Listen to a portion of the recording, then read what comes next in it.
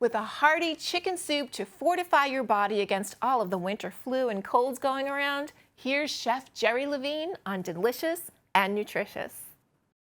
Today we are going to make Jewish-style chicken matzo ball soup. And we start off with all of our ingredients, and these are not properly measured, but I just put them out here because I want you to see what I'm working with. Okay, onions. And this is a Spanish onion, and I'm going to use the whole onion. I'm just going to toss it in my pot. And why am I doing that? And why aren't I peeling the onion? Well, the reason being is because you see this skin?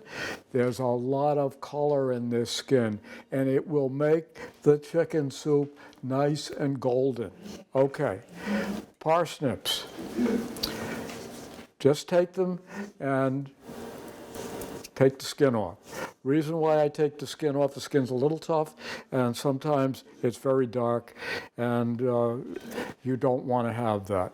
Now, celery, we use 2 stalks plus a half a cup of diced. Carrot, don't peel it. Nutrients are on that skin. Don't peel it. Okay.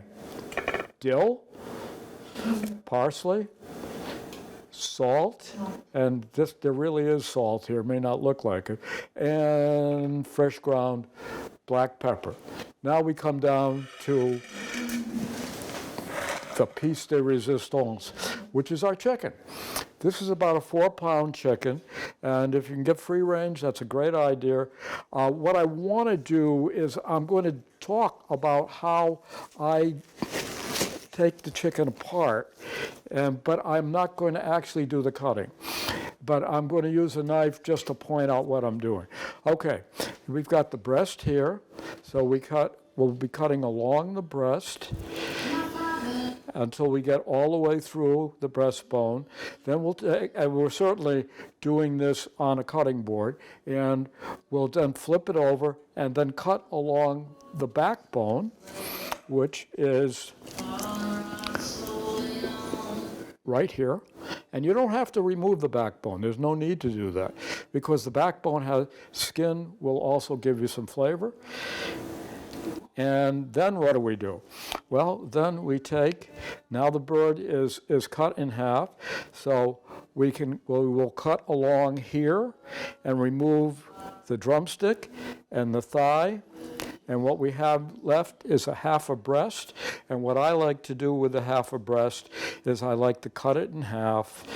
So we now have 2 breast sections, a drumstick, a thigh, and finally we cut off the wing, and the wing gets tossed in the pot also. So all of these things get tossed in the pot. One thing with chicken is there's a sanitation issue with that, and not all of them have the problem, but I like to make sure that I keep my hands nice and clean. I like to wear gloves, and the other thing is that when you are working with these things, don't take your knife and cut lettuce with it that you're going to use in a salad. So those are all the prep things. Into the pot, and the pot is brought up to a boil and then lowered down to a simmer, and it's going to cook 2.5 hours. Don't ask me if that's excessive. You'll get a lot more flavor if you actually do that. Okay, where do we go after 2.5 hours? We then take the pot and we strain it. We separate the chicken pieces from all the vegetables. The vegetables get discarded because they are very soft and we don't want to eat them. All right, and then we take the chicken and we put it into the refrigerator because we want it cool, because we're going to have to cut the meat away from the skin and the bones, and that's critical. And it's a lot better if you can do it with when it's cold. I like to put on a pair of rubber gloves, and because I just basically pull the whole thing apart. 2 things. 1, you want to get rid of all the fat. Secondly, you want to make sure that you've touched the meat and gotten rid of the bones. And if you got a really big piece, use a clean knife, cut it up, and away it goes. So then we're now ready to make the matzo balls. Okay, we are going to make matzo balls. What are matzo balls? Matzo balls are made out of matzo meal. This is a cup with matzo meal, and I'm just showing it to you so you can see. And what we also have in our bowl right here is my ingredients that are going into the matzo meal. Okay, what do we have for ingredients? We've got some oil, and I'm using an oil that doesn't have any flavor, and it is canola. Okay, and we would be using 2 raw eggs, but I haven't measured these things. So this is the matzo meal right here, and here's some water, or you can use chicken broth. Either way, if you happen to have it, and our favorite little kosher salt. Okay, the 2 eggs have been put into here. The oil has been put into here. The broth or or water has been put in here. Salt's been put in there. Now we're going to put the matzo meal in, and do it slowly because you don't want any lumps and bumps. And we are working our way through this, and you'll see what happens in a minute. Now it's starting to come together, and you're going to say, this is really loose. Well, it is loose. And you know what's going to happen? I'm going to put this in the refrigerator for 20 minutes. The purpose of putting it in the refrigerator is to help it set up. And then when we take it out of the refrigerator, I'm going to show it to you, and you're going to see it look very differently than what we have here. See how loose this is? It's not going to be like this after it's refrigerated. I guarantee it. So let me just mix it up real good. Get this off of here.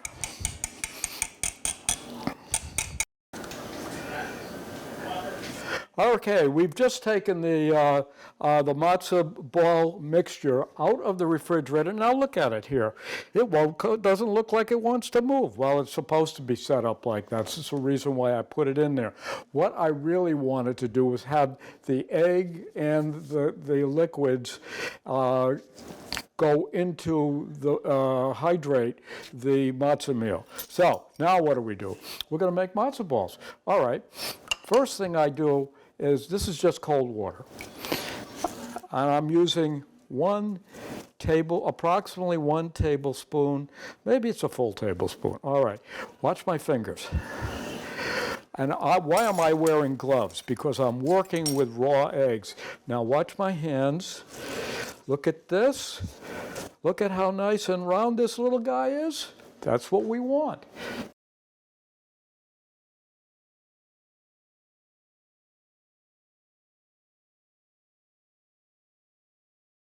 Right now, we have our chicken, which was cut up before we put it into the pot for 2.5 hours with boiling water.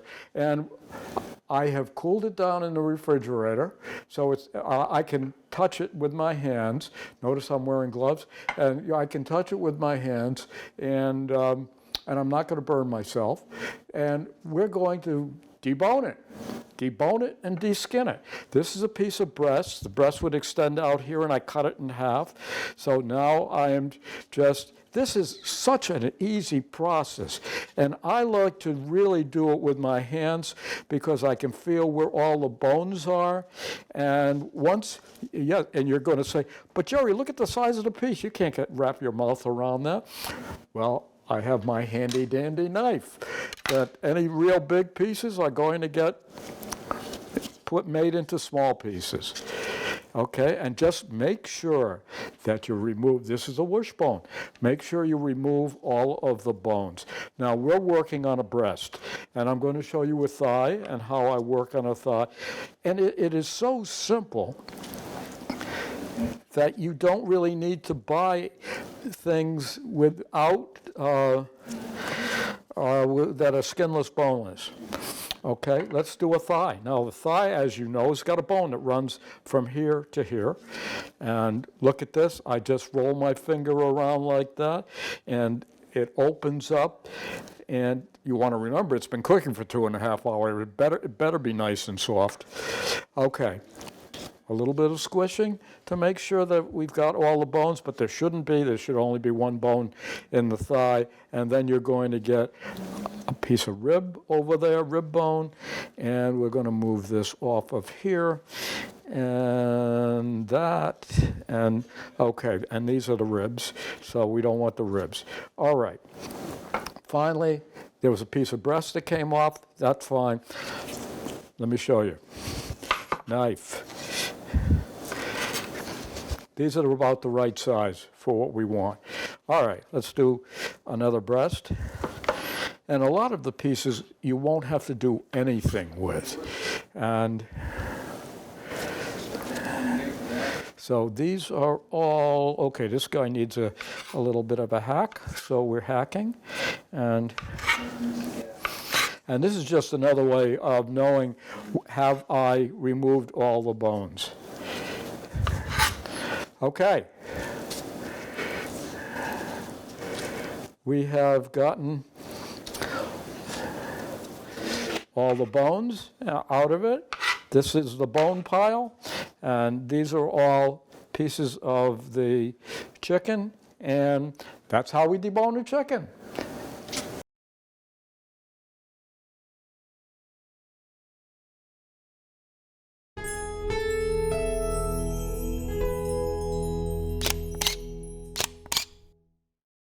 Thank you for watching. We're grateful for your attention. If you like what you saw, please like and subscribe to the local scene here and share everywhere. Thank you, friends.